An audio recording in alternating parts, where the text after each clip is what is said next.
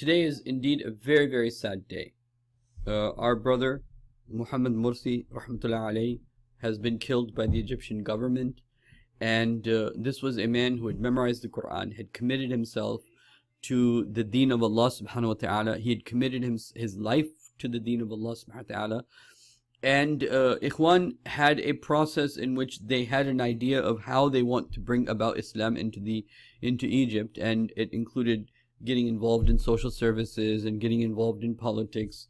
Morsi was chosen by the Ikhwan as a political candidate. He won the elections, overthrew the military regime, Hosni Mubarak at that time, if you remember those days, and he got to rule for a year in which the military gave him, the Egyptian military gave him hell, basically made his life very difficult as a president. You know, they wouldn't support him. They would use their security forces to turn off electricity, use the security forces to create all sorts of problems, and then finally ousted him and put him in prison and sentenced him to death.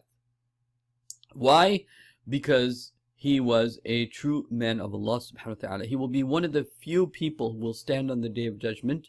On the Judgment Day, one of the few people who will stand as a leader of the Muslims who intended good for the Muslims and had taqwa of Allah subhanahu wa ta'ala. Right? This was a guy who got his PhD in material engineering from UCLA, I believe. And then he was very educated, very, very smart. And he became the leader of the Muslims of Egypt. But two things really showed their face, and this has to do with the future of Egypt too, because the first group that really caused problems for him were the liberals, right? The people who don't want Islam, who are coming on TV and saying, if you let Morsi become president, then, you know, he will make Egypt into Taliban. This type of rhetoric, right? And you know, he will bring Sharia. And these are Muslims talking on TV and newspapers, and the government talking about, oh, you know, well, if Morsi comes, then we'll have Islam, and the people want Islam, and the people voted for Islam, and he became the first Muslim, voted Muslim representative of the people in the entire Arab world. Not just Egypt. He was not the first elected president of Egypt. He was the first elected Arab, right, of the Muslims. And the Muslims, they want Islam, so they voted for Islam. But what happens? The liberals come along, they make a lot of noise, and the liberals are all about, oh, we want democracy, and we want to be liberal, and we want to be tolerant, except when it comes to Islam, right? Then you're not liberal when it comes to ideas that really challenge you, right? That you have to really show tolerance towards. And so that's the first group. And the second is the military. The military, you know, couldn't accept the fact that there will be an Islamic agenda and not a sellout Egyptian agenda to the powers that be, right? And so the military is really in the hands of other foreign entities, and these generals, they listen to the calls that they get from foreign countries. And so this is it. So, you know, when Morsi was put in jail, a few thousand other Muslims were put in jail, all who wanted Islam. How many Muslims have gone to jail for the sake of Islam in Egypt, right? You read Zainab, every sister should read Zainab Ghazali, her book called The Return of the Pharaoh. And this woman, the tortures she went through, right? The legacy of the Ikhwan al-Muslimun, whether you agree with them or disagree with them, regardless of that, there's no doubt that they were one of the great organizations of this last century.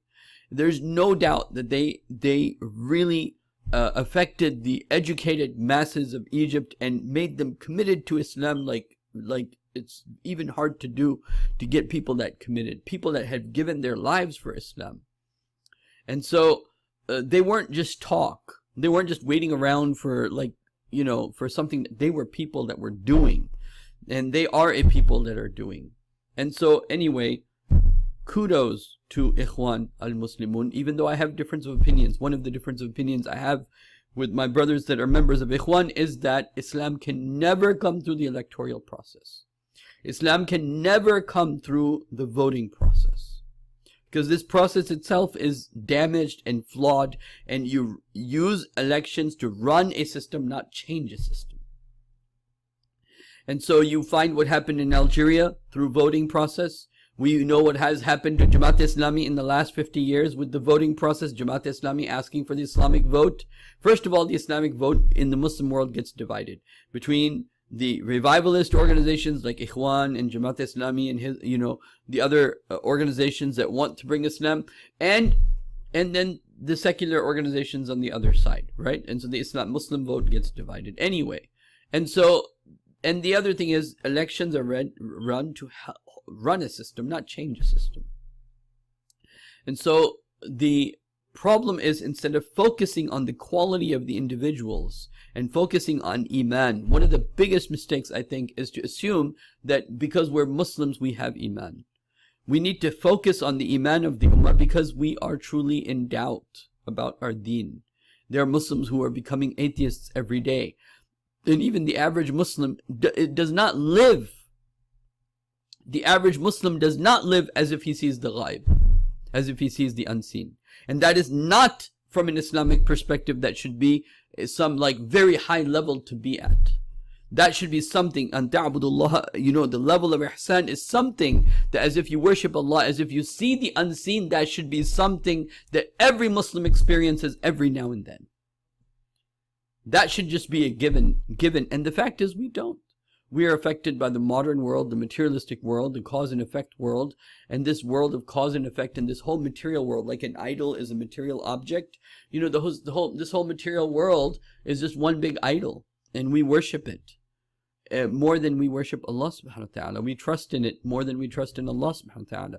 Anyway, so that is one point. If it can reach the brothers of Ikhwan, it is very important for Ikhwan to understand that it is about time, it is high time to accept the fact that change will not come through the electoral process. It will not come through bullet, because you don't have the power to go against any military, period. It will not come through the ballot, but there's a middle way. And the middle way begins with changing the grassroots, changing the people. Those people have to be willing to die. They should come and block what you did, what happened in Tahrir Square. That should happen. But it should not be liberals and Muslims. It should be a critical mass has to change. A critical mass has to change and accept Islam as like the companions of the Prophet sallallahu alaihi wasallam. These are people who are they are fi dhalalul Quran. They are under the shade of Quran. They have accepted a critical mass of the intellectuals and of the public have to accept and stand up. They have to be willing to die. That's what will cause them then, because the system is not built. The system is not built to withhold passive resistance in that way, and civil disobedience in that way. And so, anyway, this is a subject for another time, which I will talk about. But I wanted to talk about also that Morsi is the winner. Morsi is the Shaheed. He is living. And Sisi, you will now know, Allah subhanahu wa ta'ala has said, in the famous hadith al-Qudsi, Man aada li waliyan fa'azantu lahu al-harb. Whoever becomes an enemy of my servant, my wali, my friend, whoever becomes an enemy of his, I become an enemy of his. So now Sisi must feel threatened, and those that are with him, his Haman and his Qarun, with the Fir'aun of this time, they must be very, very scared. Because I'm telling you, after the death of a pious Muslim leader, there are narrations of the companions of the Prophet ﷺ about when Uthman radiallahu anhu was killed, right? They had predicted, Salman bin Farsi radiallahu anhu and others had said that when a Khalifa of Allah subhanahu wa ta'ala, that is a legitimate Khalifa of Allah, when he is killed, what happens to this is why after Uthman there was the downfall of the Muslim Ummah. One of the reasons for that was that the murder of a Khalifa of Allah subhanahu wa ta'ala. Then Allah subhanahu wa ta'ala brings his divine, you can say, it puts the people in a difficult situation.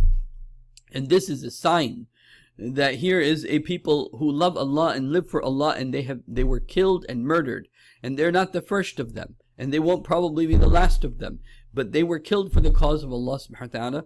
And Morsi is in Jannah. وَقِيلَ ادْخُلِ الْجَنَّةِ قَالَ يَا لَيْتَ قَوْمِي يَعْلَمُونَ بِمَا غَفَرَ لِي. Morsi is probably thinking, I wish people would have just understood, right? People have given their lives for the sake of Allah subhanahu wa ta'ala, and they finally made it. They had a chance. Egypt had a chance to show the world what a modern Islamic state would look like, but it lost that chance, and it betrayed that chance. It betrayed itself to Islam, and the liberals in Egypt betrayed Islam.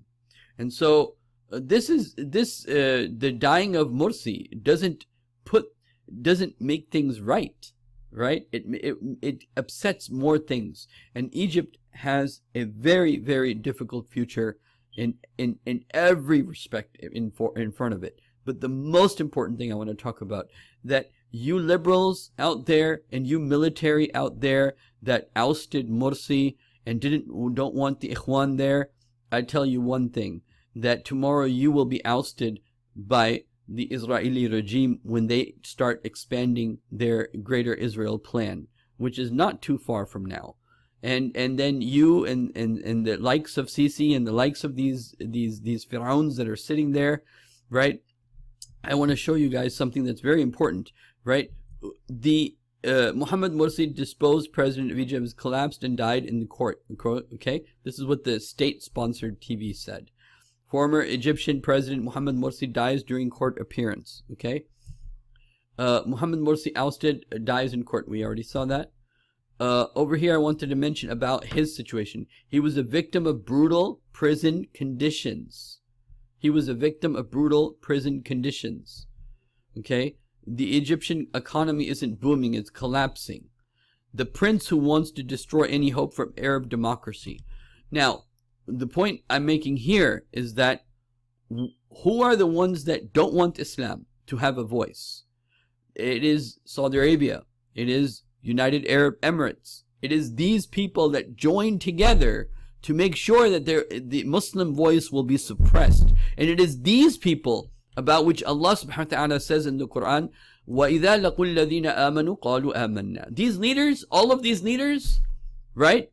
These, the Sisis and the Prince Salman and all these guys, وَإِذَا لَقُوا الَّذِينَ آمَنُوا قَالُوا آمَنَّا. When they meet the believers, they say, oh, we believe too. We believe too. وَإِذَا خَلَوْا إِلَى شَيَاطِينِهِمْ. And when they meet their shayateen, over here shayateen, if you read the tafsir, means the leaders of the kufr, right? So وَإِذَا لَقُوا الَّذِينَ آمَنُوا قَالُوا آمَنَّا. They say, oh, we believe, we're with you. And when they meet their leaders, right? وَإِذَا خَلَوْا إِلَى شَيَاطِينِهِمْ. When they're alone or empty with their shayateen, قَالُوا إِنَّ مَعَكُمْ. No. إِنَّ مَعَكُمْ. مَعَكُمْ means our support is with you. Like, إِنَّ اللَّهَ مَعَ الصَّابِرِينَ. Allah is everywhere anyway. مَعَكُمْ here. مَعَ means not just that He's there. هُوَ مَعَكُمْ أَيْنَمَا كُنْتُمْ, right? But over here, إِنَّ اللَّهَ وَاسْتَعِينُوا بِالصَّبْرِ وَالصَّلَاةِ إِنَّ اللَّهَ مَعَ الصَّابِرِينَ. مَعَ here, مَعَ means extra support, help.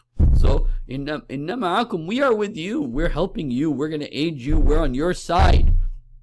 إِنَّمَا نَحْنُ مُسْتَهْزِئُونَ. These Islamists, these people who have beards, these people who want to take us back to the old age, we're just mocking them. We're not really with them. Right? So Sisi and the people of Egypt have a very, very difficult future in front of them. And I can see wars happening, a lot of internal crises happening, a lot of economic difficulties happening, and all that will be done. Why? All that will be done the same way it's been done to every neighbor of Israel. And Israel has been very soon, Israel will start creating problems in Egypt.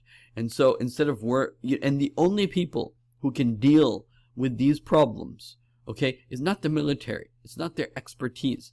The military, if I had time, I'd go into this. All these Muslim militaries, all these Muslim dictators, the reason that they're under the thumb of the others is because they're militarily smaller than the others.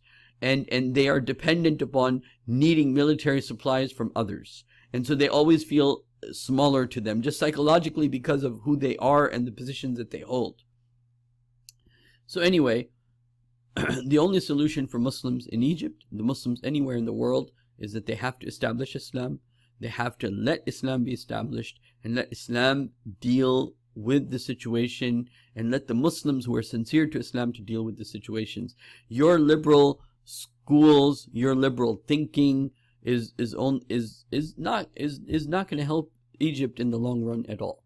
Okay, because you're just fooled and deceived. And I'll just leave it at that. I don't want to say more. Assalamu alaikum wa rahmatullah.